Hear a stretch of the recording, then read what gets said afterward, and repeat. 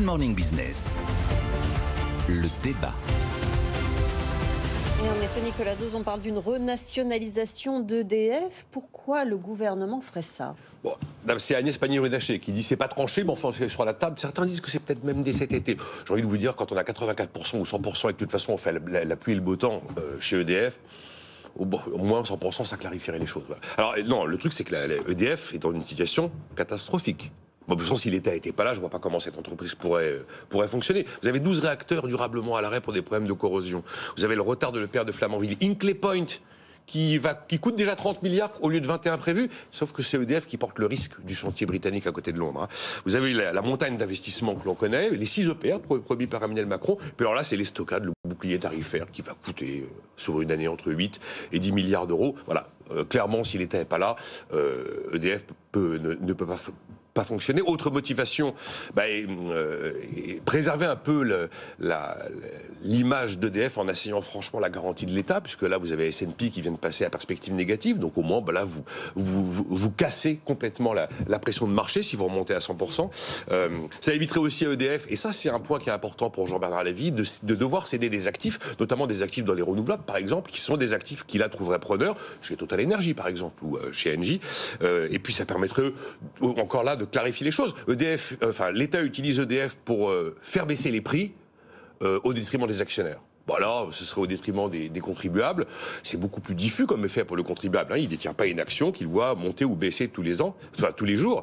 Et puis j'ai envie de vous dire, c'est pas cher EDF. C'est rentré à 32 € l'action en 2005. Ça a caracolé à 80 €, ça vaut 10 fois moins, ça vaut 8 €. Il y a même un moment en 2015 où EDF a été sorti du CAC. Ça devrait en coûter entre 5 et 6 milliards d'euros. Voilà ce qui seraient les motivations. Mais je vais laisser Jean-Marc Daniel nous dire que ce serait une erreur grave. Je trouve assez intéressant la formule. Si l'État n'était pas là, que deviendrait EDF ? Et si l'État n'était pas là, EDF serait une entreprise bien gérée. Voilà ce que deviendrait EDF. Parce que à cause de l'État, effectivement, le bilan que vient de faire Nicolas est calamiteux. Il n'y a pas d'autre mot. L'action est passée donc de 32 € à 8 €. La dette maintenant 40 milliards. Oui, et surtout la notation, toutes les agences de notation, donc il est dit qu'elle est en perspective négative, surtout elle est dans la zone B, c'est-à-dire elle a quitté la zone des A, qui sont les zones normalement où on peut prêter sans problème aux entreprises.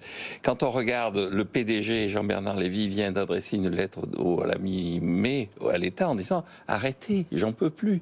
Il a fait ce qu'on appelle un retour gracieux pour dire, écoutez, la façon dont vous mêlez de la gestion de cette entreprise est en train de mettre en faillite cette entreprise. Et voilà des gens qui ont assassiné cette entreprise et qui disent, ah mais surtout, maintenant, il faut aller jusqu'au bout. Vous nous la confiez en entier. C'est-à-dire, on l'a détruite, on l'a pulvérisée. Allons-y, redonnez-nous le pouvoir. Faisons en sorte que l'on continue, qu'on aille toujours dans plus d'aberrations.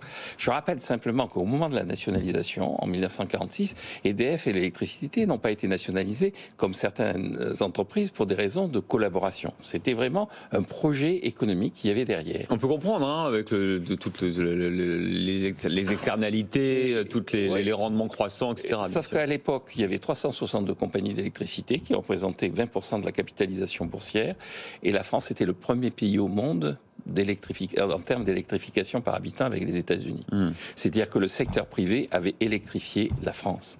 Depuis, effectivement, il y a quelques succès, le nucléaire a frappé l'imagination, mais le bilan est tellement calamiteux que je crois que c'est indécent de la part de l'État de dire nous avons ruiné cette entreprise, maintenant nous allons la sauver. C'est l'assassin qui revient sur le lieu de son crime en disant faites-moi confiance, tout va bien se passer, madame. Eh bien, je trouve ça assez inquiétant. C'est vrai ce que dit Jean-Marc. Alors, ce qui pourrait se passer, parce que de toute façon, ça va être très compliqué à Bruxelles, il faut le faire des Européens et l'autorité de la concurrence sera vigilante. On ne peut pas exclure de voir ressurgir le projet Hercule, qui consistait finalement, je vous le fais simplement, vous aviez EDF bleu, EDF vert, la partie qui rapporte de l'argent était cotée en partie cotée sur les marchés, la partie qui coûte l'investissement, je dirais le monopole naturel, les centrales, enfin tout ce qui vampirise des milliards était 100% détenu par l'État et c'était un choix de politique publique.